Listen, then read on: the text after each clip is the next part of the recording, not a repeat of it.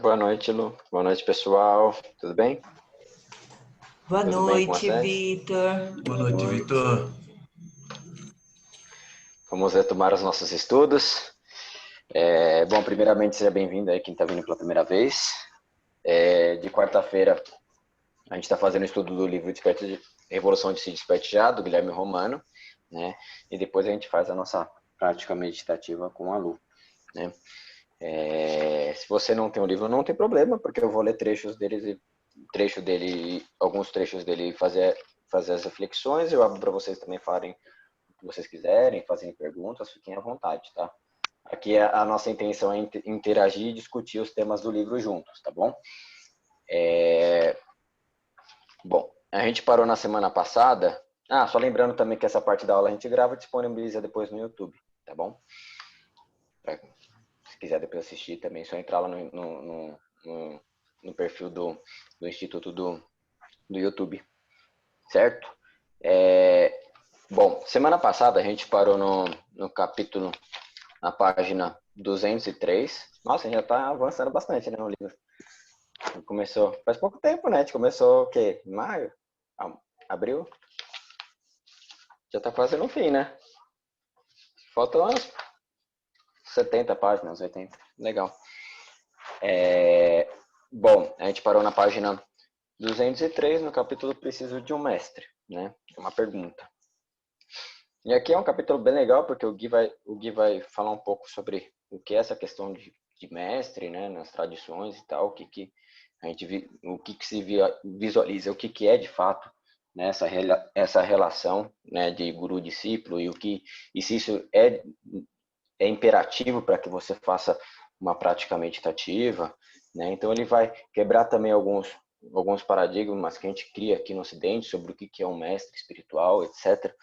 Então, não é só essa questão de que se você precisa ou não de um mestre para fazer a prática, ele vai abordar todo esse contexto, né?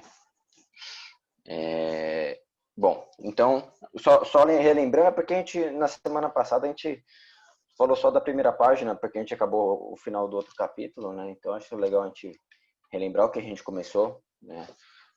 Aqui no começo, só para quem também está chegando hoje e se situar, né? Não perder essa pequena parte que a gente começou a falar na semana passada, tá bom? Bom, o Gui começa falando o seguinte: a despeito da reverência e admiração que tenho pelas tradições e por seus construtores reais, minha resposta nesse contexto e para os buscadores desse livro é não. Ele está falando porque o nome do capítulo é uma pergunta: se eu preciso de um mestre, né? Aí ele continua falando, mas explica as razões. Os mestres de valor e realizações verdadeiras são, ao mesmo tempo, raros de encontrar e fáceis de serem confundidos com charlatães, né? Ou seja, ele já expõe aqui a questão da raridade mesmo de você encontrar um mestre de realização espiritual, né, no nosso mundo, né? E a questão da confusão que a gente pode fazer com qualquer pessoa que se intitule um mestre espiritual, mas que na realidade é apenas um charlatão. E para prosseguir, né, e contextualizar isso, ele vai colocar o seguinte: muitos dos tidos gurus contemporâneos que se apresentam com todos os trejeitos e aparatos que em nosso imaginário representariam um verdadeiro mestre, não fazem isso por outra razão senão por seu voraz interesse em fama, dinheiro e poder. Por vezes, porém, você pode esbarrar com verdadeiros místicos, homens e mulheres de clareza mental e espiritual profundas, e nem sequer dá conta disso. Eles misturam-se às pessoas comuns, realizando tarefas comuns, e só revelam sua natureza iluminada, por assim dizer, a quem realmente sabe o que quer ao adentrar as sendas do autoconhecimento e transformação. Verdadeiros sábios do yoga, da meditação e das práticas contemplativas sempre existiram e vão continuar a existir, né? Ou seja, ele coloca aqui também essa questão de que do charlatanismo, a gente conversou um pouco isso na semana passada, né, falando que a gente criou um estereótipo, né, principalmente aqui no Ocidente, né, porque não faz muito parte da nossa cultura essa questão de mestre e discípulo. Isso é uma coisa é, muito mais latente lá no Oriente, né? Então a gente criou, com o passar dos anos, com os mestres que vieram para cá, às vezes uma imagem, né?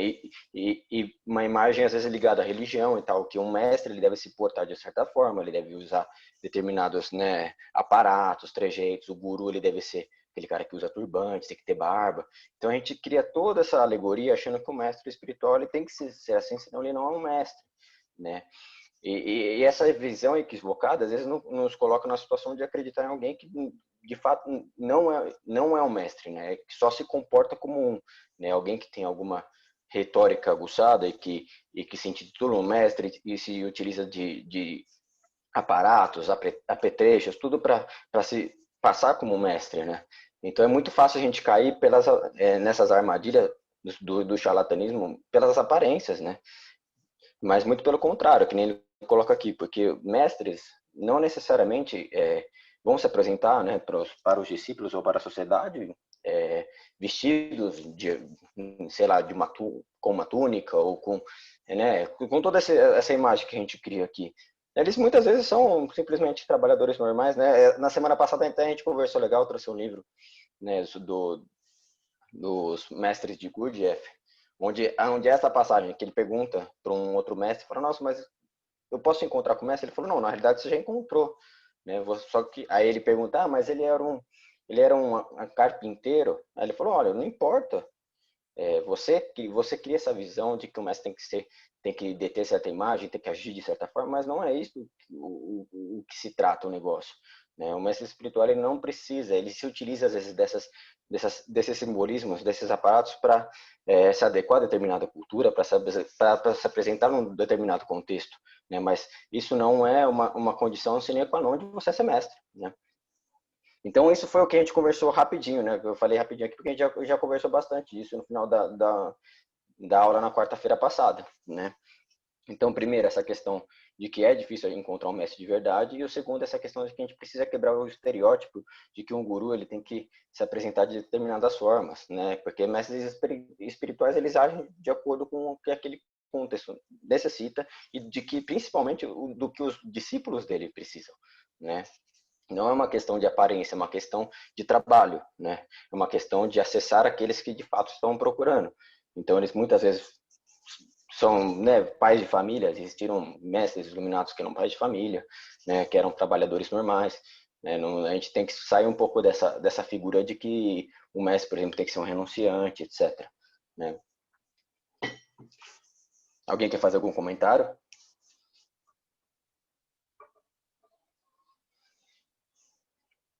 Certo, então vamos continuar. O Gui continua assim: meu próprio caminho foi pavimentado por um deles e cercado por inúmeros outros, né? Quando ele continua aqui falando dessa questão dos sábios da meditação. Mas para iniciar as práticas meditativas, não precisamos necessariamente da presença física e constante de uma figura paternalista ou maternalista que dê conta, em nossos delírios, de fazer por nós aquilo que não conseguimos fazer, seja por falta de coragem, de disciplina ou de algum outro valor. Ou seja, você não precisa de ter um mestre ali em carne e osso para você conseguir fazer suas práticas, né? Isso não é uma condição para que você o faça. E muitas vezes, às vezes a gente tem essa imagem que o mestre é aquele, você vai sentar lá e ficar com ele para sempre, ele, né, vai, que nem ele coloca aqui, uma relação paternal, materialista, para que ele cuide de todos os seus problemas e tudo. Mas a gente sabe que na realidade isso não tem nada a ver, né, com a relação discipular. Muitas vezes, por exemplo, um mestre inicia o discípulo e eles ficam tempo sem se ver, né? Ele inicia o discípulo numa prática e manda o cara ir fazer a prática dele, né? Isso acontecia muito, por exemplo, com Lahiri Mahachaya, se a gente vai ver no livro da autobiografia de Yoga, ele tinha discípulos por toda a Índia, então eles iam lá, recebiam a iniciação, né, nessa tradição da Kriya Yoga e depois cada um ia praticar nas suas próprias residências, né? Às vezes a quilômetros de distância. Né, eles se comunicavam às vezes só por cartas e se viam às vezes uma vez ao ano, ou às vezes não se viam num ano, né? Então assim, você não precisa estar ali 100% com essa presença física do mestre para que você para que você possa fazer suas práticas meditativas. O mestre ele não tem essa relação paternalista ou maternalista para dar conta de tudo aquilo que a gente não consegue fazer, né? Que nem o Gui colocou aqui pontualmente. Então essa é outra visão que a gente tem que quebrar, né? Que a gente tem que desestruturar, né? Porque a gente tem já um conceito de mestre que a gente tem que... Eu achei legal esse capítulo que o Gui vai fazendo justamente isso. Ele vai falando como que funciona, né? Essa relação mestre-discípulo e o que é de fato mestre. Alguém quer fazer algum comentário? Vocês estão muito quietos hoje, hein, gente? Ô, Lu, acho que a Fabi tá pedindo o link. Você consegue mandar para ela, Lu? Ela acabou de me mandar uma mensagem aqui. Não sei se ela conseguiu entrar já. Bom, prosseguindo. Alguém abriu o áudio? Tá, bom. Agora o Gui vai dar essa questão, ele vai falar um pouco aqui no livro sobre essa questão sobre o que é de fato um iluminado, né? O que é? A gente tem essa noção de iluminação, de um mestre iluminado, mas o que de fato é isso, né? Ele segue falando o seguinte aqui no próximo capítulo. Além disso, nossas ideias acerca de iluminação são, no mínimo, infantis na maior parte das vezes. Acima de tudo, iluminação refere-se a um estado de lucidez e paz, de liberação do sofrimento, de conhecimento e apreciação plena de si e da existência. Iluminado é aquele ou aquela que conseguiu, mesmo apesar de todas as contradições e dificuldades que percebia em si e no mundo, apaziguar-se por completo, e passou a ser alguém capaz de saber quem se é de verdade, e a manifestar esse ser real em qualquer tempo, lugar e circunstância. É alguém plenamente livre, completo e sem os eu e meu, eu tenho isso, eu tenho aquilo, né?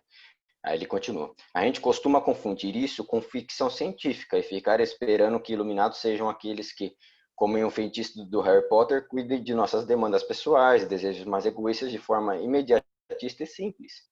Isso não é só mentira, mas passa ao largo de tudo que um verdadeiro instrutor espiritual faz por seus alunos. Pois uma consciência liberta quer, em profunda sinceridade, dar a quem busca o mesmo segredo que sacia a sede por paz, por vida e por beleza que ele ou ela encontrou. Isso tem a ver com desestruturar nossas mal fadadas edificações internas, desde a fundação até a última telha. Isso tem a ver com mudar, com morrer antes de morrer, com o desmantelar de nossas certezas. De novo, isso dói, demora e dá trabalho. Por isso poucos querem, de verdade, se livrar do sofrimento. Né? Então ele quebra essa questão de que, né, um mestre de verdade, um ser que realizou, né, entende o que é de fato o que ele é, né, para além das nossas ilusões, pelas nossas visões equivocadas, né, de quem somos, para além dos nossos tumultos mentais, eles sabem de fato quem são. A única interesse de um mestre espiritual é te conduzir, né, e te guiar e te colocar no caminho para que você também descubra quem você é. Né? Essa relação com o mestre não é uma coisa mágica que você vai lá e vai pedir coisas. Né? A gente tem muito essa aqui, né? Ele colocou aqui a questão do feitiço do Harry Potter. O mestre não é um mago que vai, né, te saciar todos os desejos que você tem e vai te dar tudo aquilo que você pede. Não, muito pelo contrário. O trabalho de um mestre é desestruturar você, né? É quebrar com todas as suas visões equivocadas do mundo. E isso, às vezes, é assustador, né? A gente tem que ter consciência disso, que esse trabalho, né, de encontrar quem somos, de fato, ele é necessariamente, ele vai de encontro com morrer antes de morrer, né? É quebrar com todas aquelas visões que nós temos, é questionar mais fundo a cada minuto quem sou eu, né? De fato, por trás de todos esses movimentos, né? Quem sou eu né? De fato, por detrás de todos os meus pensamentos, né? O que há entre um pensamento e outro, esse espaço, né? O que está atrás de tudo, né? Isso que é o caminho, né? Isso que é o mestre que ele quer que você realize, né? Ele vai te dar caminhos para você realizar. Ele simplesmente não vai pedir para você chegar lá e vai te dar tudo que você pedir. Muito pelo contrário, muitas vezes tudo que você está pedindo é o que te faz sofrer. Ele vai te mostrar isso e ele vai apontar justamente para você que você é o culpado de 99% do seu sofrimento, né? Se não 100%. Né? Então, quebrar essa visão de que um iluminado é um mago que vai te dar tudo que você quer, aquele cara que vai... Né? Não, muito pelo contrário, ele vai te desestruturar mesmo. Né? Para que você encontre essa paz da qual ele habita. Né? Para que você encontre essa presença real que existe em você e que ele enxerga em você, mas que você, né, diante de tantas tribulações não consegue ver, né? Bom, aí o Gui, alguém quer fazer algum apontamento? Certo. Ô Vitor, Por favor. rapidinho, né? E como é difícil, né? A gente acha que precisa uma coisa, e o mestre está falando, não, você não precisa disso. E você acaba ficando chateado com ele porque ele não está dando o que você quer. É incrível, né? Eles são peritos em quebrar com as nossas expectativas. Porque muitas vezes nossas expectativas estão no quê? Né, em saciar aquilo que nós não nos convém, né? A gente A está gente quer. dentro daquele círculo, a gente está dentro daquele círculo vicioso e a gente não consegue olhar de fora, né? A gente acha que aquilo que a gente está passando é o que a gente precisa, né? É difícil, né? A gente quebrar esse paradigma, né? E outra, de demonstrar que, olha, o sofrimento, as raízes, você que cria, né? Isso dá um choque às vezes na gente, porque a gente culpa Deus e o mundo, a gente culpa todas as condições, o outro, né? Todas as circunstâncias pelos nossos sofrimentos. E um mestre, geralmente, pelo menos quase todas as tradições que eu já vi, falando, ó, o sofrimento ele existe por conta da sua falsa percepção da realidade, né? E o mestre ele vai querer te mostrar isso em profundidade. Ele fala, olha, você tá vendo né, aquela história de você entrar num quarto escuro, ver uma corda enrolada e você achar que aquilo é uma cobra, né? Mas não, é só uma corda enrolada. E o mestre eles vão falar justamente isso. O que vocês veem da realidade é apenas uma percepção equivocada do que ela de fato é, né? E o trabalho dele é justamente desestruturar as nossas visões erradas. E isso às vezes nos choca, né? Porque a gente não quer, é o que você falou, né, Paulinho? A gente não quer, muitas vezes. Muitas vezes a gente gosta das coisas que a gente pensa. Do A sofrimento. gente, Não, mas esse problema é meu, já me acostumei com ele, deixa ele comigo, né? às vezes o nosso sofrimento eles machucam tanto, mas a gente conhece eles há tanto tempo, né? Eles são É tão mais ou queridos. menos, é mais ou menos o que eu escutei, que eu li esses dias. Jovem desmaia ao perceber que o futuro depende só dele. É mais ou menos isso. Começa aí. E realmente, Vitor, só complementando, Por favor. nossos mestres, eles fazem a gente perguntar cada vez mais: quem sou eu? E essa pergunta é fatal, porque você não quer ser aquilo que você precisa de uma revolução de si, e você não sabe por onde. Então, os nossos mestres estão sempre fazendo a gente pensar, repensar, e isso é fantástico, né? E aí que vem a revolução mesmo, é uma luta. Perfeito. Bom, prosseguindo, o Gui coloca assim, né? Agora ele vai entrar em outro aspecto que ele vai falar assim, o que eu quero dizer é que, em primeiro lugar, o valor dos ensinamentos de grandes mestres está no fato deles serem atemporais em suas produções, da forma que forem, estarem disponíveis aos corações de todos os buscadores e buscadoras sinceras que, de alguma forma, possam acessá-los, né? Ou seja, está sempre aqui, né? Existiram mestres em todos os tempos da humanidade e os ensinamentos deles continuam vivos, né, aqui, agora, na nossa atualidade. Né? E para aqueles que querem, de fato, os buscadores sinceros, que existe um anseio, que existe uma saudade, né, que existe, que busca, de fato, quem esses caminhos são sempre abertos para esses. Né? E eles vão surgir se você se abrir para encontrá-los. Né? É inevitável. Né? Aí ele continua falando o seguinte aqui.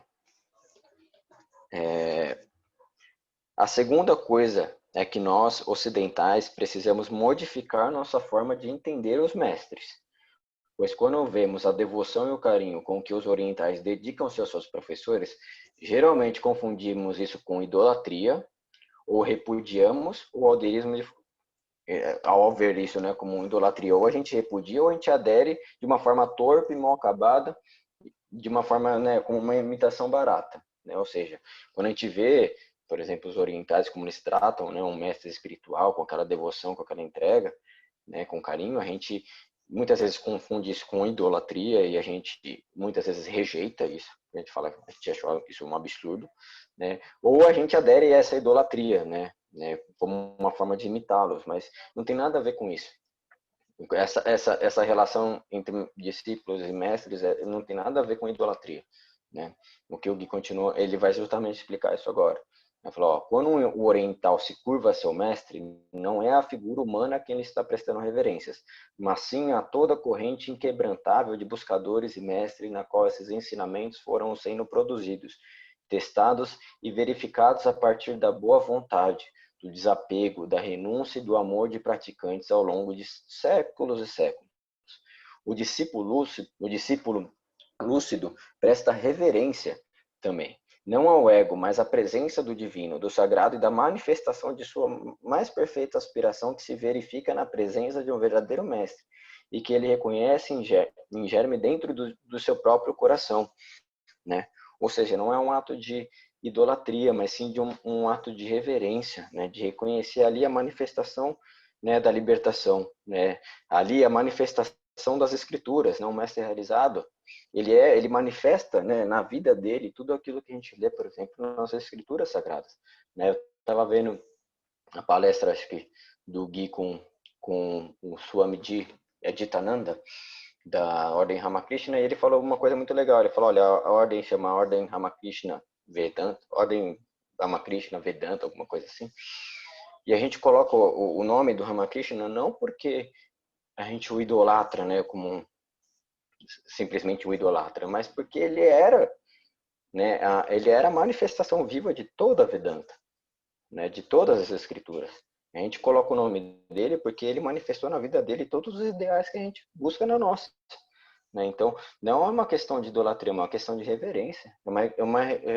É um reconhecimento de que a libertação, né, de que saber quem se é possível. Né? Você presta reverência ali a toda a linhagem de todas as tradições que se empenharam nisso. Né? De todos os buscadores sinceros, porque o mestre ele foi também um buscador. Né? Ele não é simplesmente uma pessoa que realiza da noite para o dia. Até mesmo Sri Ramakrishna, né, que foi um grande mestre, muitos o consideram um avatar, né? Ele também tinha disciplinas espirituais, de práticas meditativas, né, de adoração, ele praticava também. Todos os praticaram, até mesmo o Buda praticou por anos. Então, quando você encontra o mestre dele, você presta reverência para todo esse esforço, para toda, né, para toda essa linhagem, para todo demonstrando seu respeito por essa relação mestre-discípulo. Isso a gente tem que quebrar essa noção de que os orientais eles são tudo idólatras, adoram imagem. Eu já escutei muito isso. O pessoal lá não pensa direito, eles adoram qualquer um. Não, muito pelo contrário, é uma coisa muito sagrada na realidade que eles fazem quando eles encontram com o verdadeiro mestre. E essa reverência ela é necessária porque ela traz uma abertura no seu próprio coração, que nem ele coloca que você conhece naquele mestre a potencialidade de realizar aquilo em você, né? Quando você se ajoelha para reverência ao mestre, para reverência a uma tradição, né? Você reconhece aquilo é possível, que há dentro de você, há na natureza humana essa possibilidade de realização, né? Então não se trata de longe de idolatria, né? Claro, você fala, tem gente que idolatra sim, mas não é o que de fato, né, essa relação demonstra, né? Essa relação é de reverência, né, de respeito e de carinho, né, de devoção. Alguém quer fazer alguma colocação?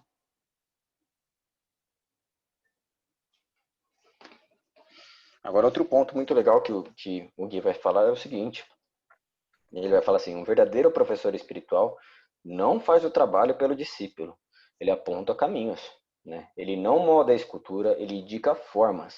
Ele não o carrega, mas auxilia, encoraja, nutre, dá forças inexplicáveis para que este consiga realizar o intenso trabalho de revolucionar-se a si mesmo, da raiz ao topo.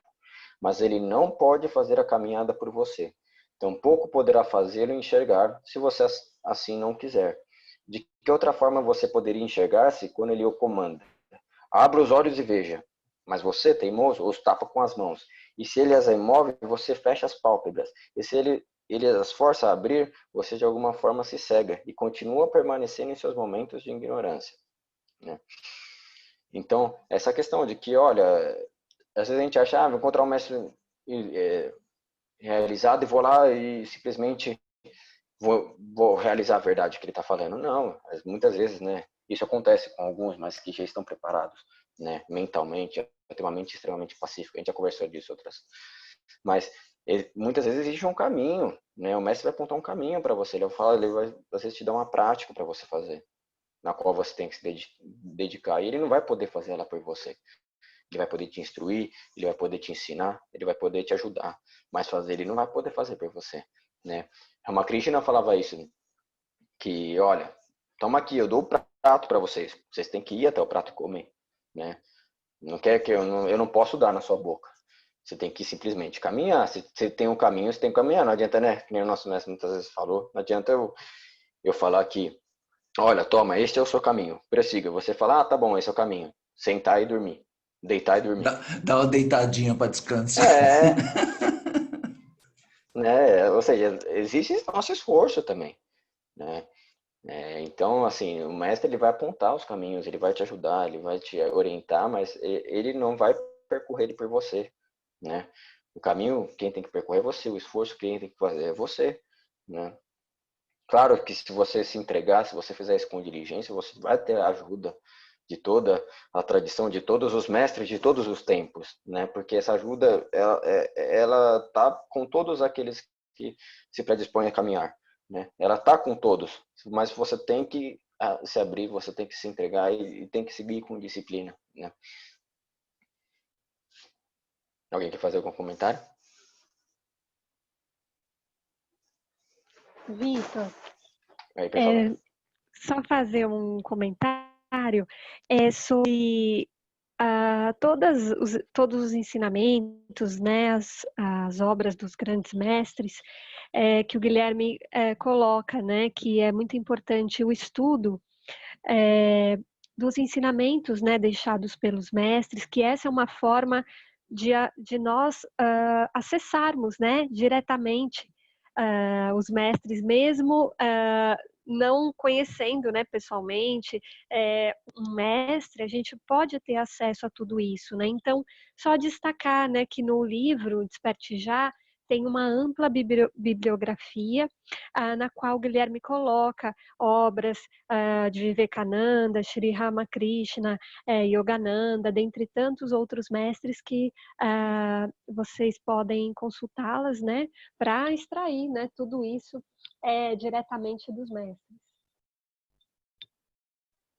Perfeito, Lu. Ele até coloca isso aqui um pouquinho mais para frente, de que exato, tá aqui os ensinamentos, né?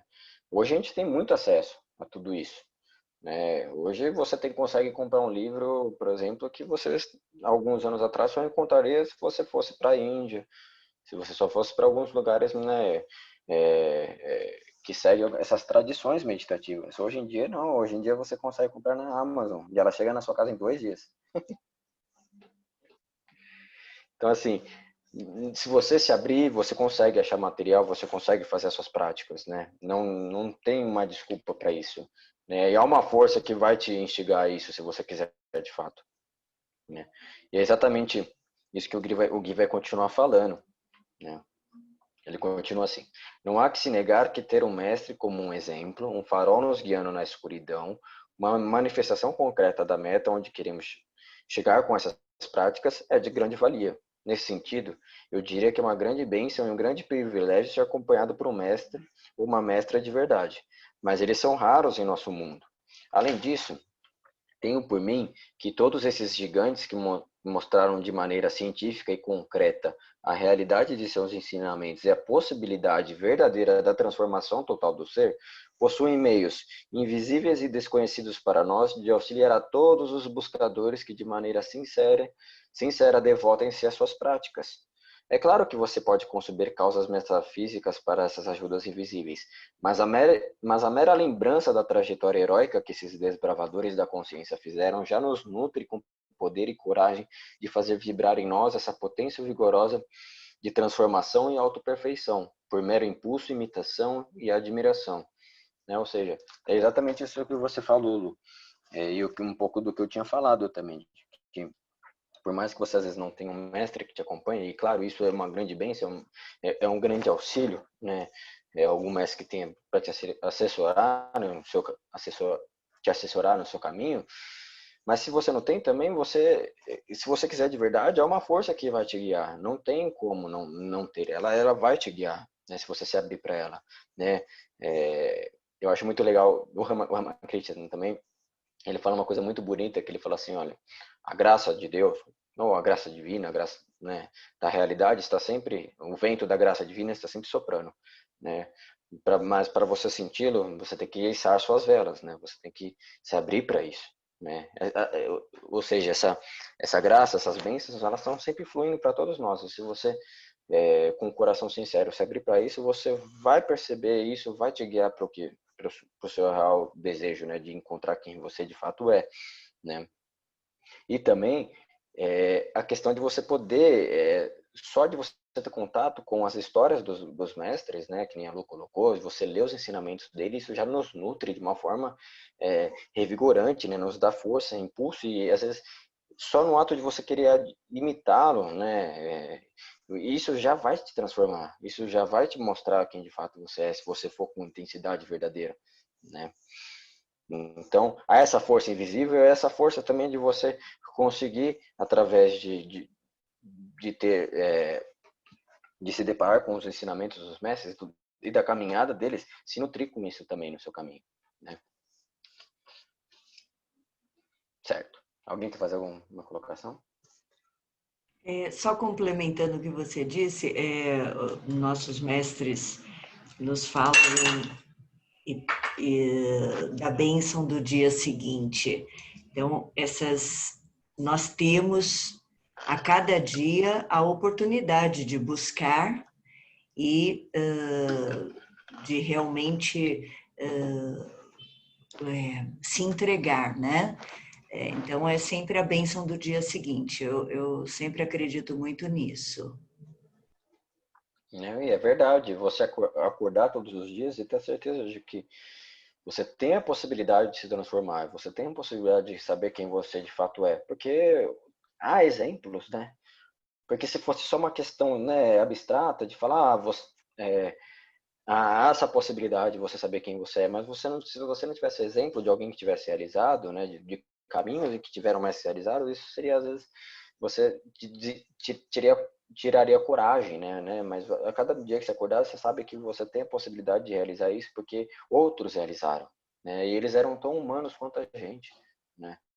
Eles não vieram só de uma ordem divina, que às vezes acontece, mas muitos deles praticaram e praticaram com rigor, né? Então, há essa possibilidade todo dia de você se transformar, de você ser melhor hoje do que foi ontem, né? E ser melhor amanhã do que foi hoje, né? Desculpa. Alguém quer fazer mais alguma reflexão? Certo. Bom, aí o Gui continua falando o seguinte. Por fim, eu poderia dizer que o epíteto indiano, quando o discípulo está pronto, o mestre aparece, não poderia ser menos do que uma constatação prática da verdade por duas razões. Primeiro, porque há sim outras formas de realizar o trabalho de despertar e autoperfeição sem o acompanhamento direto de um preceptor, né? Por mais que as dificuldades se aumentem nesse caso. Em segundo lugar, né? Então, eu acho legal a gente primeiro conversar disso, de que essa possibilidade sim, de você, sem um mestre, realizar, né, o que de fato você é. Por exemplo, se a gente pegar um exemplo do Ramana Maharishi, que se questionou aos 16 anos de idade, ele começou a se questionar o que aconteceria com ele se ele morresse, ele foi fundo nisso, e ele foi indo, quem sou eu, quem sou eu, e ele descobriu quem era, né, através dessa auto-inquirição. Ele foi fundo de verdade nessa questão, ao ponto de descobrir quem de fato era e se tornou quem é, né? Ele atingiu a realização com 16 anos e no fundo nisso, mas é claro que a gente sabe que isso é difícil, né? Por isso também que, para quem não encontra um mestre pessoal, às vezes é interessante ir para os caminhos tradicionais, para as escolas desses mestres, né? Que por mais que hoje em dia às vezes você encontre essas escolas e que não haja ali mestres realizados, mas que existam professores habilitados para te ensinar aquele caminho, né? Se você praticar esse caminho desses mestres, né, seguindo uma tradição, com toda certeza você vai se beneficiar, né? Até porque essa tradição tem uma força espiritual da tradição, né, da linhagem. Ela vai te acompanhar, ela vai te auxiliar, por mais que não tenha um mestre vivo ali, encarnado, em carne e osso, né? Então, você consegue fazer esse trabalho, mas é claro que isso se torna mais difícil, né? Você com mestre, isso acaba o caminho sendo um pouco mais rápido, porque não necessariamente rápido, mas acaba sendo um pouco mais fácil às vezes, né? Por conta das instruções, né? Que nem a gente falou antes, por conta dele entender a realidade, ele vai te auxiliar a entendê-la, né, diretamente. Aí o Gui continua. Em segundo lugar, porque ter um mestre não é para quem quer, é para quem pode, né? E, por favor, não estou sendo prepotente nem arrogante ao afirmar que eu ou qualquer outra pessoa que teve um preceptor direto somos especiais ou, de alguma forma, melhor condicionados que você ou quem quer que seja. Quero dizer que ter um mestre dói, pois o trabalho de um mestre é arrancar você de você mesmo. É viabilizar de uma maneira muito mais intensa e poderosa que você mate seu eu do ontem e faça nascer dia a dia um eu novo. Não se engane, sejam os mestres disciplinadores e rígidos ou amorosos e dóceis, todos de maneira explícita e simultaneamente silenciosa dão conta de abalar nossas estruturas, de fazer cair por terra nossos enganos, de desestabilizar nossas certezas e de desfazer nossos castelos de delírios. E não são todas as pessoas que estão prontas ou sequer querem de fato algo assim. As pessoas querem, como já dissemos, anestesias que lhes permitam continuar entorpecidas, retroalimentando-se de seus próprios enganos, tornando-se vítimas das mesmas coisas das quais fogem e temem. Ou seja, não é fácil, né, você ter um mestre, porque ele vai te revirar de ponta cabeça mesmo, ele vai quebrar tudo, vai quebrar todos os condicionamentos que você tem, todas as visões equivocadas que você tem, né? E é um trabalho intenso, né? Então muita gente não quer algo assim, não procura algo assim, né? E tudo bem, cada um segue seu caminho, né? Mas alguém que não quer algo assim não está pronto para seguir uma relação de mestre e discípulo, né? Você tem que estar muito preparado e querer bastante, né? Você tem que querer, né? E aceitar as instruções, às vezes instruções que colidem com aquilo que você acha que é melhor para você, instruções às vezes que machucam a sua visão de mundo, né? Que te desestruturam, né? Que quebram tudo aquele cenário que você construiu, um cenário confortável, quebra tudo isso e fala, olha, não, você está equivocado, né? Isso exige muita maturidade às vezes, isso exige muito trabalho e dói muitas vezes, né? Eu até trouxe uma passagem da autobiografia de um yogi. Não sei se vocês já leram o livro do Paramahansa Yogananda. E é muito legal porque tem um mestre que é o santo que levita, né? Que é o Nagendra Baduri. Não sei se eu falei certo. E esse mestre, ele vivia na casa dele, muito recluso. Ele não saía de casa, né? E uma vez o Yogananda vai visitar ele e ele só atendia pessoas assim, estritas e com hora marcada, a não ser os discípulos. E um dia o Yogananda vai visitá-lo. E aí o mestre tinha um discípulo lá que ficava atendendo, quem for que chegasse lá, e ele fala, não, mas você tem um horário marcado? E o Yogananda não tinha, só que o mestre, o santo que levita, ele aparece lá e ele fala assim, olha, não, pro Mukunda, né, pro Yogananda, você pode deixar ele entrar, né? E ele fala exatamente isso, ó, deixe Mukunda passar quando ele quiser. Os olhos do sábio cintilaram. Minha regra de isolamento não existe para meu próprio conforto, mas para o dos outros. Gente mundana não aprecia a franqueza que abala suas ilusões.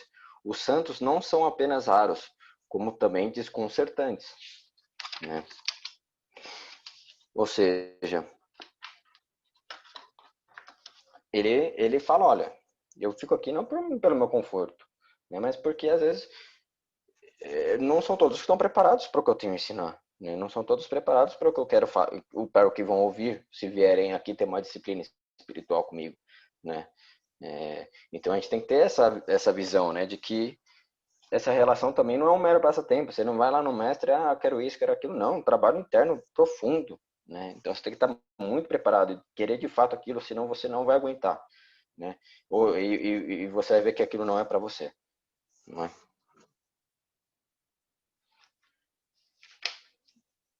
Alguém quer falar uma coisa? E a gente vê muito isso, né, no livro, do Yogananda, com o Shilkteshvara, porque ele era rígido com o mestre do Yogananda, né? Que ele era rígido, ele era disciplinador, e muitas pessoas não aguentavam aquilo. Para eles era muito difícil, né? E ele falava, olha, o meu tipo de ensino, a forma que eu ensino é essa. Mas o Yogananda, né, que por outro lado já tinha esse aspecto mais devocional, mais amoroso, né? Ele reconhecia no mestre essa qualidade, né, dele ser disciplinador. Ele falava, olha, tudo que ele fala é para o meu bem, por mais que isso me machuque. E se está machucando é porque de fato eu preciso mudar, né? De fato eu preciso mudar porque eu estou vendo as coisas erradas. Né? Se ele, que é um mestre realizado, está falando que eu preciso mudar isso, é porque de fato em alguma instância ele está certo, né?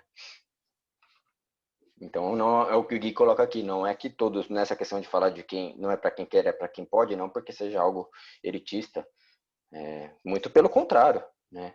É porque é uma relação para quem de fato quer, né? Não é uma relação de brincadeirinha, né? E esse mestre aqui quebra aquele paradigma que a gente também conversou, né, no começo da aula, de que ele é um mestre que ficava na casa dele, só recebia os discípulos que precisavam. Então, quebra a nossa visão de que o mestre tem que ser alguém que às vezes vá para multidões, né, e às vezes tem que ou mora numa montanha, não, ele simplesmente vivia na casa dele, né? Alguém quer fazer algum comentário? Vitor, Por favor. tá me ouvindo? Sim. Ah, tá. Só para lembrar um aspecto muito interessante, né, da vida de Lahiri Mahashaya, Paranguru, né, de Yogananda, no sentido de que ele levava uma vida como a das outras pessoas, no sentido de trabalhar, né, ele tinha uma família e ele orientava muitas pessoas, recebia muitos discípulos, praticava de forma muito disciplinada, né? Então, é o que a gente sempre fala, né? E o que a autobiografia de um yogi nos traz com muita ênfase, né? De que é possível conciliar, né, a vida cheia de atividades, e inclusive aqui para nós ocidentais, né, que não estamos acostumados a toda essa tradição, né, oriental, de levar a nossa vida com todas as nossas atividades e também praticar, né, a meditação de forma disciplinada, como a gente sempre fala, aos pouquinhos, conciliando com as outras atividades, sem sofrimento, né, mas com constância, porque a gente percebe cada vez mais que com a constância as coisas vão acontecendo, né? A prática ela vai acontecendo, vai transcendendo a prática e trazendo os benefícios para o nosso cotidiano. Então, eu acho que é sempre importante a gente lembrar a vida de Lahiri Mahashaya por conta disso, né? Que foi algo que ficou muito forte para a gente no estudo da autobiografia também. Perfeito. E conciliando com, né, o que a gente está falando, também é que os mestres eles vão se comportar de acordo com as necessidades, né, dos discípulos, com as necessidades da época e da cultura. Lahiri Mahashaya veio justamente demonstrar isso. Vocês que trabalham e têm uma vida mundana, cotidiana, né, que não moram em monastérios ou vivem na floresta, vocês também podem realizar isso, né, porque eu também realizei e eu sou o chefe de família e eu tenho filhos, né, então demonstrar, né, porque a gente cria esses estereótipos, né, é exatamente quebrar com isso, falar não, muito pelo contrário, né, você pode praticar sendo alguém envolvida com o mundo, né, tendo o seu trabalho, tendo suas atividades, tendo sua família, e assim realizar também as mesmas verdades daqueles que realizaram na floresta ou em monastérios, né? Não há um limite para o caminho, né? Não há uma coisa engessada, né? O caminho tá aqui para todos aqueles que querem praticar, né? Não importa o contexto em que eles estejam, não importa, né, o tipo de vida que você leva, né? Certo. Aí o Gui continua assim. Ademais, a construção dos conhecimentos advindos desses grandes seres é, para todos os efeitos, patrimônio da humanidade, né? São manifestações de uma sabedoria, a meu modo de ver, inatas à humana, traduzida para a linguagem por inúmeras formas diferentes, mas que faz parte da nossa realidade consciencial última. Ou seja, ele está falando esses ensinamentos, tudo isso que esses mestres trazem, faz parte inata da gente, da nossa, né, do nosso patrimônio como humanidade, né? Ele é inerente ao humano, né? E se a verdade é retratada de diversas formas, é porque ela veio, ela foi retratada de acordo com as culturas e com os contextos de cada época, né? E ela vai sendo ressignificada e atualizada a cada momento, né? Aí o Gui continua. A tradução dessas verdades e desses caminhos se dá por sistemas e métodos diferentes, que tanto estão em nós como que, em outra medida, também estão em sua produção original, a partir das construções desses mestres disponíveis em seus textos e em suas comunidades discipulares. Assim, você também pode acessar o conhecimento dos mestres, ainda que por uma via indireta, e se beneficiar igualmente disso. É o que a gente conversou agora há pouco, né? O que a Lu colocou e o que eu falei também. De que você pode acessar isso lendo sobre a vida dos mestres, lendo os ensinamentos dos mestres. Hoje em dia você encontra todas as escrituras, né, possíveis. Então é bem legal. Porque você pode utilizar isso na sua vida e ter acesso a esses conhecimentos com muito mais facilidade hoje em dia, né? E isso nos nutre. Você vai ter acesso ao que eles estão falando de forma indireta, né? E você pode ir nas escolas, né, desses mestres, né, e beber também daqueles ensinamentos, daquelas tradições e dos métodos, né, porque o que ele coloca aqui, a verdade ela foi demonstrada em várias vertentes, em vários caminhos.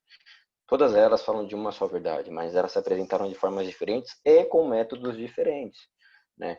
E se você for, né, escolher o caminho pela qual o seu coração, né, sente paz, né, que você acha que é o seu caminho de fato, e se desenvolver naquele método, né, e seguindo os ensinamentos, e se espelhando naqueles ensinamentos, você vai perceber que eles são genuínos e você vai conseguir realizá-los, né? Aí o que continua justamente falando isso.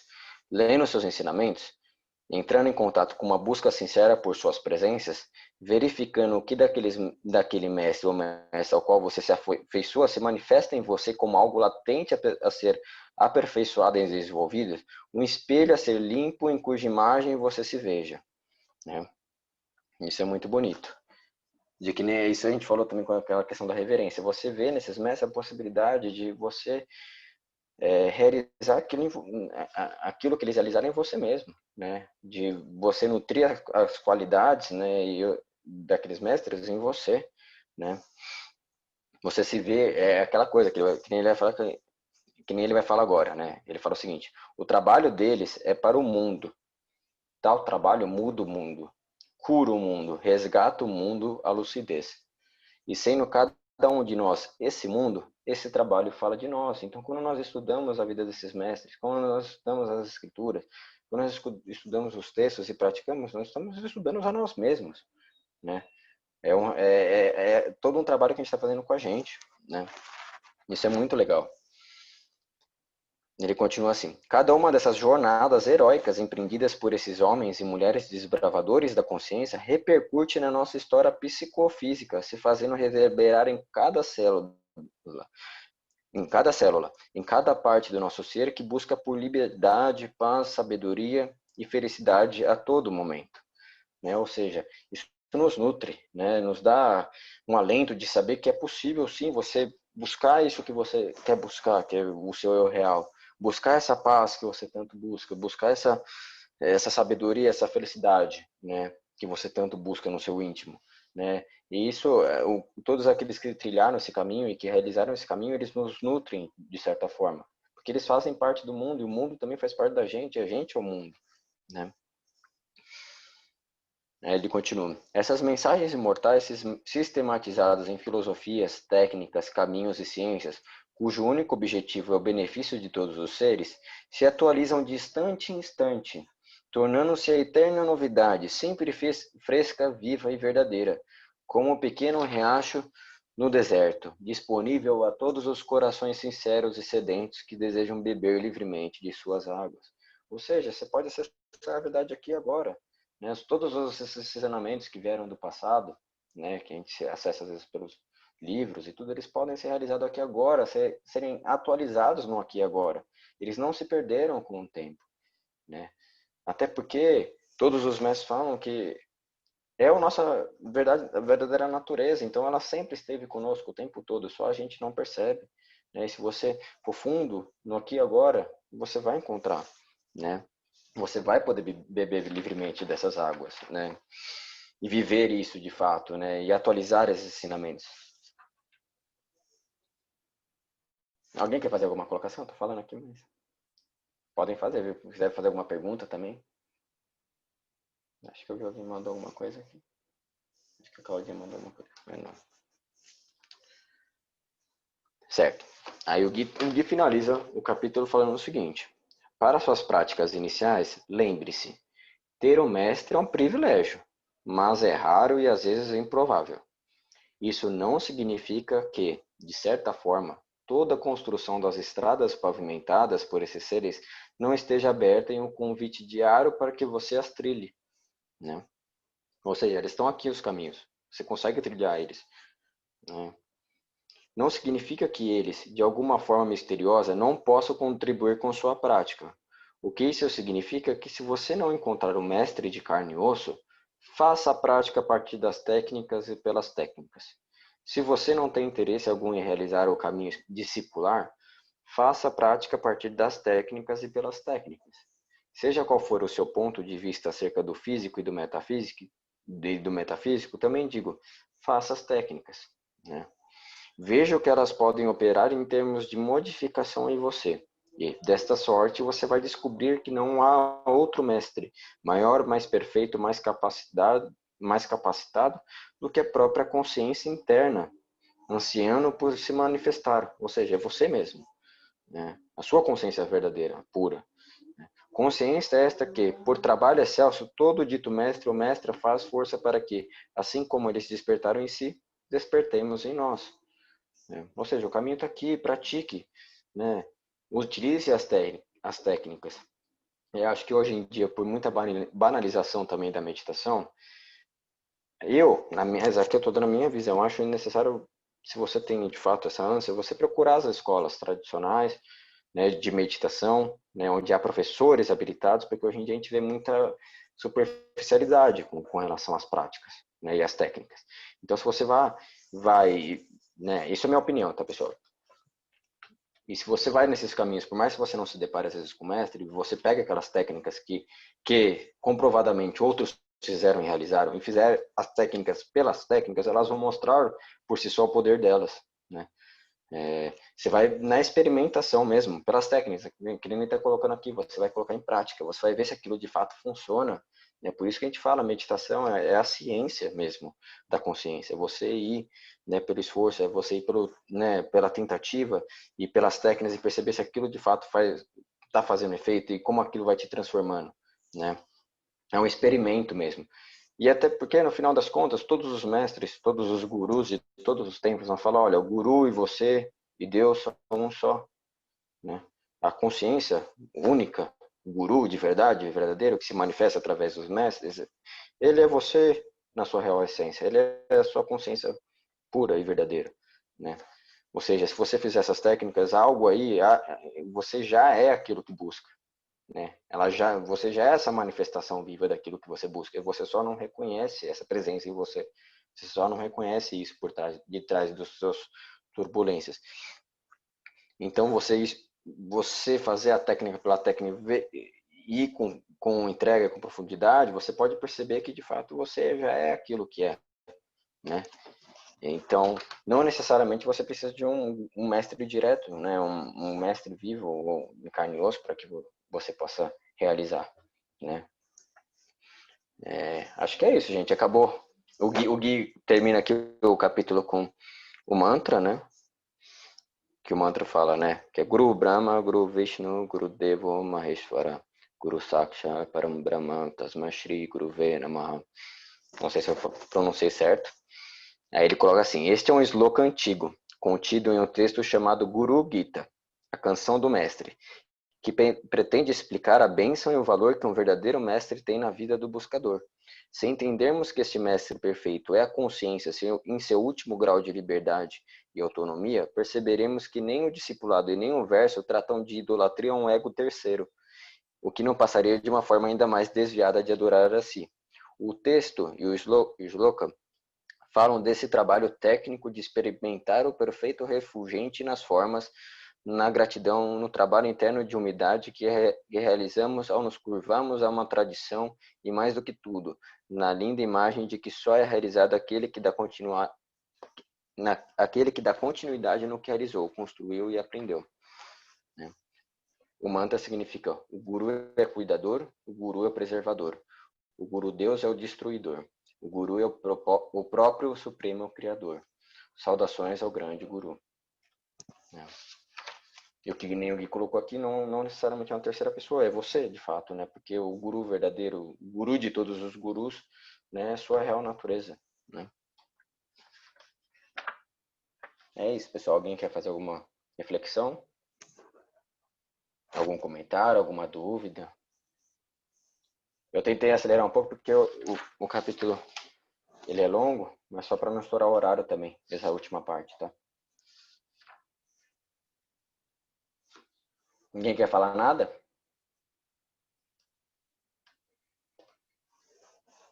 Tá muito quietinho, hein? Nossa. Bom, então é isso, gente.